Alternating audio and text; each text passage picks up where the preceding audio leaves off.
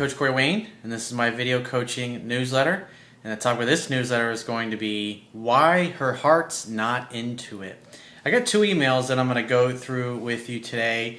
And what we're going to talk about, this is like a big issue for a lot of guys, is dating women for several months where she doesn't fall in love, or after like 6 months of dating, she's not really that into them. Or they date for a period of time, she falls in love, and then she falls out of love. It's like one of the biggest things I see is that guys are so impatient. They're in such a rush to get to the finish line. They're in such a rush to contact a girl, to text a girl, to see her, to spend time with her. And what you have to understand about women is they need time and space away from you. And where I really personally learned this lesson was from a girlfriend that I had going back, I guess, about 14 years ago at this point. And when I was dating her, I was really in love with her. I mean, it was love at first sight for me. This girl was, at the time, she was one of the most beautiful women I've ever seen in my life. And even to this day, she's still one of the hottest women on the planet, in my opinion. I still love her, even though obviously we're not together. I think she's amazing, and she's still a beautiful, awesome, cool chick. But one of the things that I really learned, and what was cool, was I got to become really close with her family. And one time I was sitting chatting with her mother, and she pulled me aside. She says, Corey, she says, you got to give her time in order for those feelings to develop inside of her. And this is her words. She's like, take your time calling her back. Take your time getting back to her. Don't be in such a rush to spend time with her. And she went so far as to tell me I should cancel dates on her just because she obviously understood herself. She understood her daughter, and she understood women in general. They had a very close, very tight family. Now, I didn't just go and I'm not telling you or suggesting that you just go ahead and cancel dates on women for the hell of it. But that was an interesting perspective. And even this same girlfriend, this was, a few weeks later or a month or so later, we were driving in the car one time, and she told me this. I remember it like it was yesterday. I'm driving my car, and as I'm looking over, I can see her like right now in my mind's eye. She was just telling me this today, even though it was like 14 years ago. And she says to me, she says, Corey, she says, you got to let me come to you. Don't try to force things. Because what I was doing was I was calling a little too much. I was trying to spend more time with her than she was really ready to spend. And because she cared about me and she really liked me, she was trying to help me just like her mother was.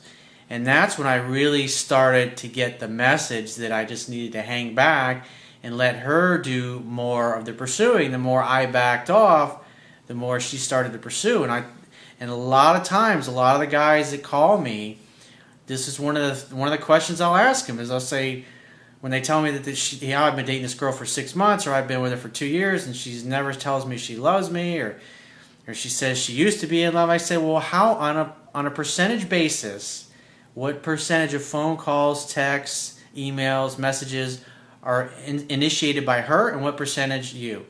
And anytime the guy tells me that he's doing more than 20 to 30% of it, literally you can set your watch to it. That's just the way it is, because women need time away from you to wonder about you, to think about you, to talk about you with their girlfriends, their friends, their family, people that they trust and whose opinion they value. It's in that process of wondering and talking about you when you're not around that their attraction starts to grow, because they start to miss you. They start to wonder about you. And when they do, that's usually when they'll send you a text, or they'll send you an email, or they'll send you a Snapchat, or they'll call you, whatever it happens to be. And most of the time, women are not going to ask you out. They're simply putting themselves into your orbit and calling you, because at that point, in essence, they've started to miss you, and they started to kind of wonder where they stand, if you still care about them, if you still want them, if you still desire them. And when they call you, what they're really waiting for is for you to make the next date. In other words, to reassure them that yes, you do care, and yes, you are still interested, and yes, you want to see them. And that's why I teach in my book and in countless videos that I've done over the years that when a woman reaches out to you, you should assume that she wants to see you and make the next date. That's really why she's calling, because feminine energy is all about bonding and connecting. And so if she's reaching out to you, what she really wants to do is to bond and connect with you. And since you're letting her do that, since you're letting her do most of the pursuing, you never have to worry about calling too much or pursuing too much. You're literally allowing her to come to you more and more as the weeks go by.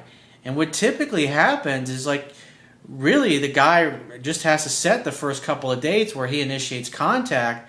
But once the woman starts to feel connected, once she starts to feel like a bond and she feels safe and comfortable with him, she's not going to wait until you call her the next week. Because if you go out on Tuesday and you had a great time, she's not going to wait till Monday or Tuesday of the next week. Usually within 2 to 3 days, you'll get a text or a phone call or some kind of message from her. And it'll typically be along the lines of, hey, I was thinking about you. I wanted to see how you were. Or, hey, I had a really great time the other night. Or, hey, I was watching this movie and it reminded me of you. That's not really why they're calling. They're not going to call you and say, hey, I want to see you again. When are we going to go out again? Sometimes they'll do it. Maybe 1 out of 100 times they'll do it.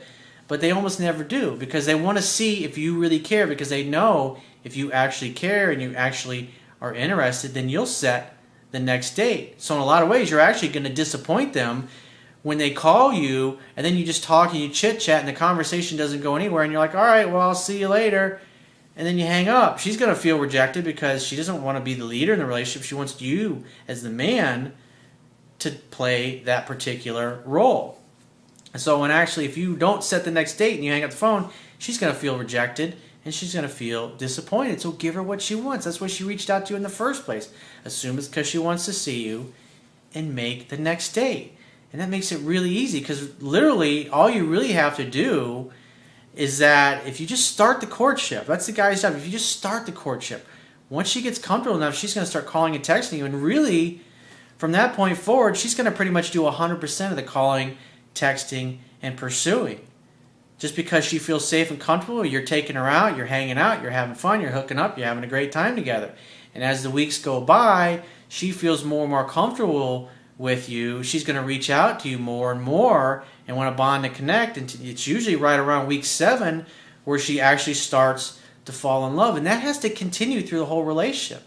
Because you got to realize, if she starts doing all the chasing, like I was talking to a client yesterday, and the first 2 months he was dating this girl, he did everything perfect. He was kind of indifferent, take it or leave it kind of attitude. The girl he was dating did almost 100% of the calling, texting, and pursuing. Then after about 2 months, when he really started to care about her, he started to call her. He started to text her more. He started to reach out to her more. And what happened was her responses started to become, the amount of time it would take for her to respond to him started getting longer and longer. And then it got to the point after several weeks where he was pretty much doing all the calling, texting, and pursuing. Then after about 4 or 5 months, she broke up with him. And what he did correctly was he walked away from the situation. They were actually on a vacation together, and he says, well, I'm booking a ticket, I'm flying home. And so what ended up happening was he told her that, and he's looking online. She's like, no, I don't want you to go. And I said, that's what you did right, because you basically said, I'm not interested in just being friends. We're on a week-long vacation, and now you're breaking up with me? I'm booking a flight, and I'm going home, and it's been great. Give me a call if you change your mind. He happened to do that right, and this was even before he found out about my work. But when she told him that she didn't want him to go, they had one of the best times they'd ever had, and their sex got even better and more passionate, and she was more into it. And the reason being is because she got to feel his strength. She got to feel the boundary of where he was. In other words, women have to know that if they push you too far, that you're going to walk and you're never going to look back, and that's what happened. She tried to stick him in friend zone and say she wasn't feeling it anymore, and he's like, hey, I'm out, or I'm flying back home. And she's like, well, wait a minute. And so she felt his strength for the first time in many months, because that's the way he was when they first started dating. And so they stayed together. Things were great for a couple of weeks. And then he went right back to doing what he was doing before, doing pretty much all the calling, all the texting, all the pursuing. And she was like, I don't really feel a connection. I don't feel that bond. I don't really feel like we're spiritually connected. And so what did he do? He continued to pursue more and more until she gave him the let's just be friends speech again about a month or so later. And that's why I pointed out to him. It's like the power totally flipped. And what happened was, you were acting like a man. You were perfect James Bond type of behavior in the beginning, and she was going bananas for you, to the point where she was literally calling him, texting him 2-3 times a day. And then the power flipped. He, in essence, started acting like a woman. And he literally pushed her right out of his life, to the point where she didn't want to date him anymore. She put him in friend zone. And that's why it's so powerful when a woman sticks you in friend zone, or she says she's not into it or she's not feeling it, that you walk and you never look back. And it doesn't mean a week later that you break down and you can't take it anymore and then you call her. That means literally you will never speak to her again in your life unless she reaches out to you. And what will happen is after a week or two goes by, because most guys don't have the balls to do that because she's not feeling it inside, and then she pushes you away, and then after a week or two she's like, wait a minute, I haven't heard from this guy. Did he find somebody else? Did he replace me that easily? Because in her eyes, you were like totally goo-goo gaga over, and now all of a sudden, crickets. She hears nothing from you. Then she starts to wonder, and then so when she reaches out, like I always say, assume it's because she wants to see you. Hey babe, great to hear from you. I'd love to see you. When are you free to get together next? And then you make the next date. And it's real easy. Because what happened was she realized she pushed you away, and then you walked and you didn't look back. You did what a man is supposed to do. And she realized, well, wait a minute. Her feelings started to come back because you actually stood up to her. You actually acted like a man who loved himself and who had value and was just simply not going to put up with that bullshit or being put into friend zone. That's why it is so powerful. So let's go ahead and get... I'm going to go through a quote that I wrote before I get into this first email here. And it says, women need time and space away from men they are dating in order to develop feelings and fall deeply in love with them. It's a scientific fact that women are more attracted to men whose feelings are unclear. Women need time and space to be present with their feelings so they can hash them out in their minds and talk it over with friends and family who they trust, value, and respect. Women are not robots who instantly fall in love with men like they do in the movies by being stalked, chased, or manipulated. Women are thinking, feeling, and emotional beings. Men who are impatient, contact them excessively, try to force themselves into their lives, and who generally come off as neurotic or desperate scare the crap out of them. Men who are charming, romantic, and who know how to properly date and court a woman without coming unglued emotionally are the ones who will win her heart. Those are definitely some words to live by. So let's go ahead and get in the first guy's email here. He says, hey Corey, I just heard from my girlfriend of 8 months that she has decided that her heart is no longer into it. That was 4 days ago. She said she didn't know why. I know why. Whenever women don't dump men that they're in love with. That is the bottom line. That is a fact of life. You can set your fucking watch to that. And when a woman does that, it means the guy is pursuing too much. He's acting too feminine. He's acting too much like a woman. He's pursuing too much and he's chasing too much. How do I know that? Just from 2 sentences of this email? It's pretty fucking simple. I've been doing this for years. Almost a decade of my life, I've been teaching this stuff. And when you see thousands and thousands of examples from men and women all over the world in every type of society, ultra-religious, totally open type of society, totally free type of society, men and women respond to what they respond to. And it's like once you understand that, you literally can set your watch to it. So if you go against human nature and human emotions, you're going to experience pain, unnecessary pain, in your relationships. But this tells me from what she says, I don't know why, because most women don't really understand. They just know that they don't feel it. They can't really quite put their finger on it, but the bottom line is they're not feeling that strong desire of attraction. Because she never really had enough time away from this guy to wonder where she stood, because whenever she was backing off and wondering how she felt about him, he would usually call, he would usually text, he would pursue too much, or he was acting weak on top of that. He says she didn't know why, but she wanted to take a break. I was cool with it, but it hurt. Well, obviously. He says a little bit of our history. She got divorced 1.5 years ago, and I got divorced 7 months ago. We both have early teenage kids, of which my daughter disrespected her, and I did nothing. Well, you definitely should not allow shit like that to slide by. If your kids are being rude and disrespectful to someone you're dating, you need to put your kids in their place and say that is uncalled for. It's disrespectful and it's rude, and you need to apologize to her immediately. And I'm not going to tolerate anything less. Because when you let a family member, especially your own kids or members, I had a phone session with a guy last week who was in the same exact situation where he literally let his kids and members of his own family say nasty things and get into arguments with his girlfriend, and she didn't feel safe being around her family. She felt like nobody in her family, in his family, liked her and wanted her around, and so therefore she didn't feel safe and comfortable. She didn't feel like he would stand up for himself or for her, and therefore she broke up with him. And I told him what he needed to do to resolve it. He says, and I did nothing, and we live about an hour apart. Neither one of us are willing to move right now. She's a very free spirit. I'm a traditional nice guy. Well, it sounds like you're too nice. That's the problem. You let your daughter walk all over you. In other words, you let women walk all over you in general. And so when your girlfriend sees that your teenage daughter is walking all over you, that's not going to make her feel good about you and your strength. She's not going to trust your masculine core. And so she's going to try to see if she can walk all over you. And when she's able to walk all over you, that's when she gets those, I'm just not into it. My heart's not into it. That's why she gets that kind of a feeling. Because you're not acting like a man. A man's supposed to have a fucking spine. He's supposed to stand up for himself. He's supposed to love himself. He's supposed to go and live his life, and when he's attracted to a woman, he makes it known. And if she doesn't reciprocate, his attitude is, hey, it's her fucking loss. He doesn't feel needy. He doesn't feel insecure. He's not worried about other people finding out about it. He's proud of it. He doesn't hide it. He says, we've had a great time together, but for the past 6 weeks, she became distant. Then she said we needed to take a break. Once this happened, I found your website online. So I've begun using your techniques, laying back and trying to let her come to me.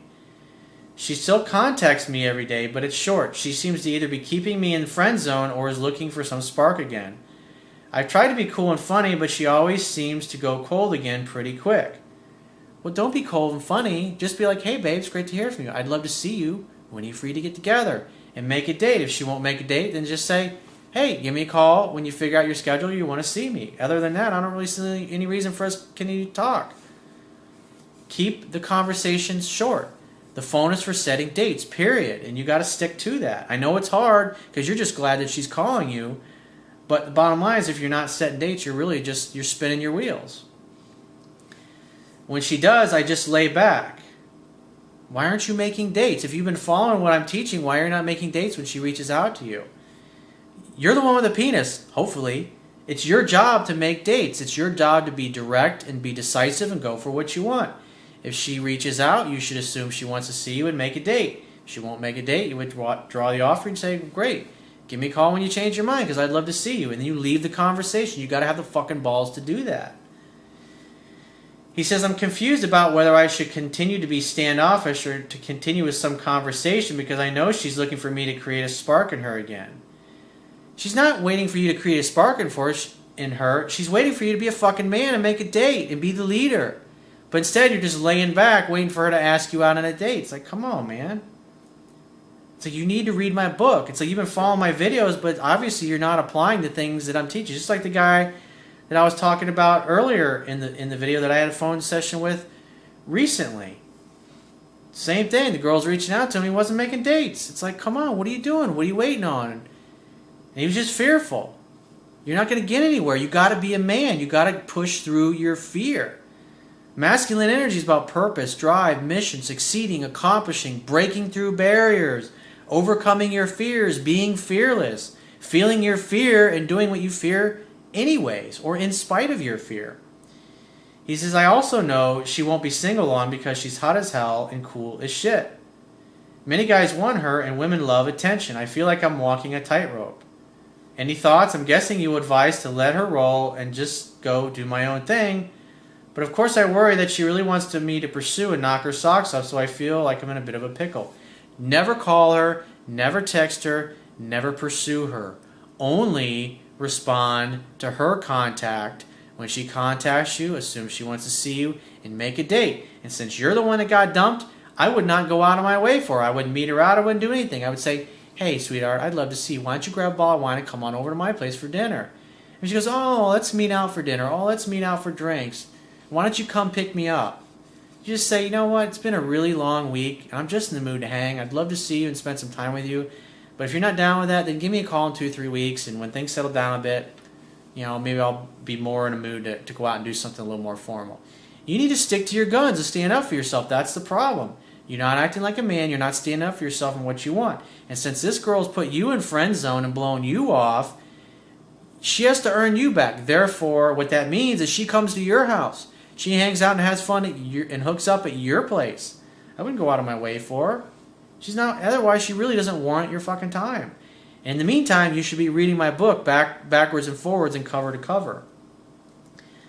So let's get into the second email. This guy says, "Hey Corey, I just met a woman on Match.com who recently lost her boyfriend of 4 years. We met for the first time this past week, and we went to dinner and for drinks afterwards. As the evening progressed, we stayed very close to each other, chatting. I touched her hand and she began holding mine." Good fucking job, dude.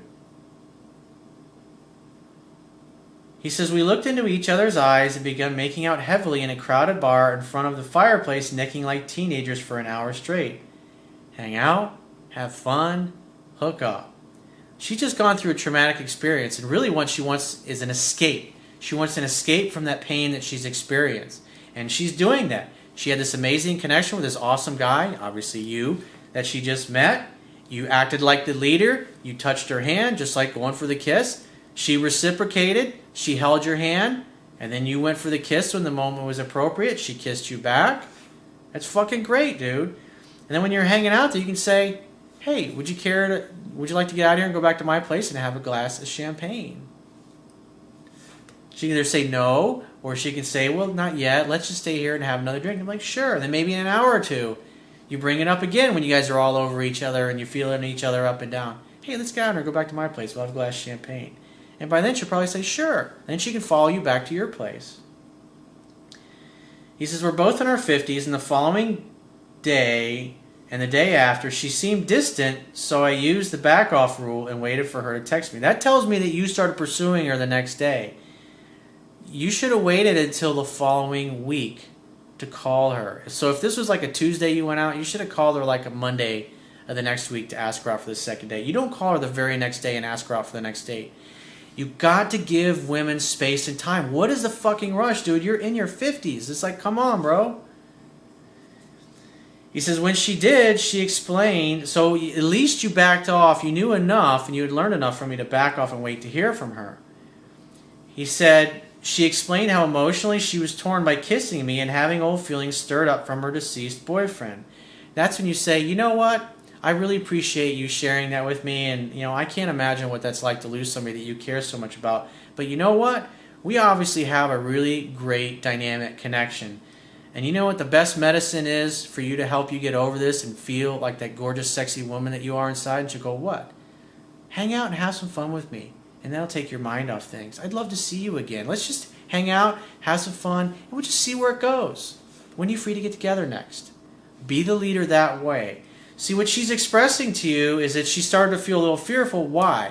Because you started to pursue too much. You called her the very next day after your date. And that is absolutely not what I teach. If you had read my book, you would know the fundamentals. And so everybody that's watched this video, and I'm saying to you right now, have you read my book yet? And anybody that goes, "No, I don't have the time." How can you ever have the time if you never take the time? You must learn the fundamentals. Because if you don't learn the fundamentals, you're going to be making silly fuck-ups like this. You're going to blow great opportunities. And it just sucks when you meet somebody and the chemistry happens this spectacularly on the first night you meet, and then you start over pursuing her and you get friend-zoned, or she just blows you off for another guy who actually gives her the time and space away from her. Because you got to understand, 97% of the dudes that she's going to encounter are calling her the next day or asking her out for the second date before the first date's even ended. So you totally will set yourself apart. And what will happen is all these other guys that are in her life will literally drive her into your arms if you just kind of hang back and wait for it. It's really simple, but I know it's hard to do, especially when you really like somebody. He says she did agree to a second date. However, she said, "We have to cool the physical activity and not move so fast." In other words, what you were doing is you were right away on the second day after you'd met making her feel like she was already in a relationship with you. She's saying, because she likes you, she's saying, "Dude, you need to slow the fuck down and let me come to you." Just like I shared at the beginning of the video, how my old girlfriend and her mother said, you gotta let her come to you. You absolutely must do that.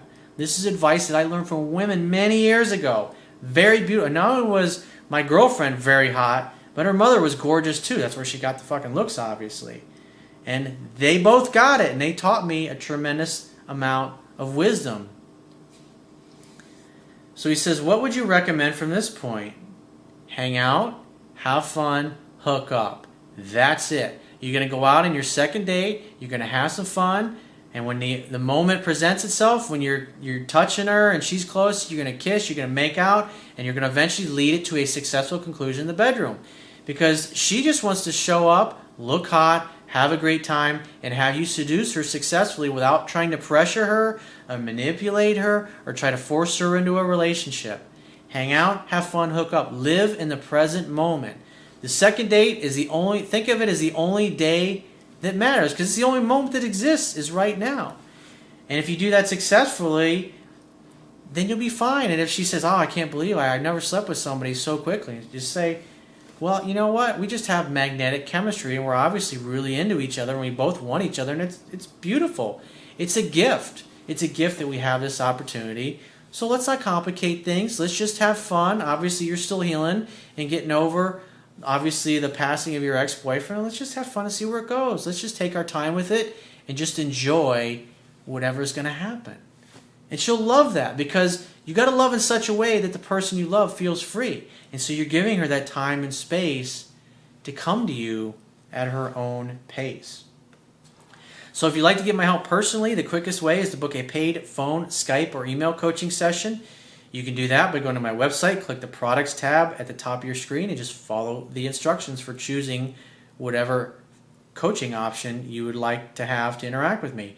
And if you have not read my Kindle ebook yet, or you'd like to get the paperback version of it, on my website, underneath the email sign-up box, which will be in the upper right-hand corner of every page of my website, right underneath it is a picture of my book, and if you click on that book, it'll take you right to Amazon.com. Doesn't matter what country you're in. You can either order the paperback version, or you can order the Kindle version. You can read it on any smartphone, tablet, PC, computer.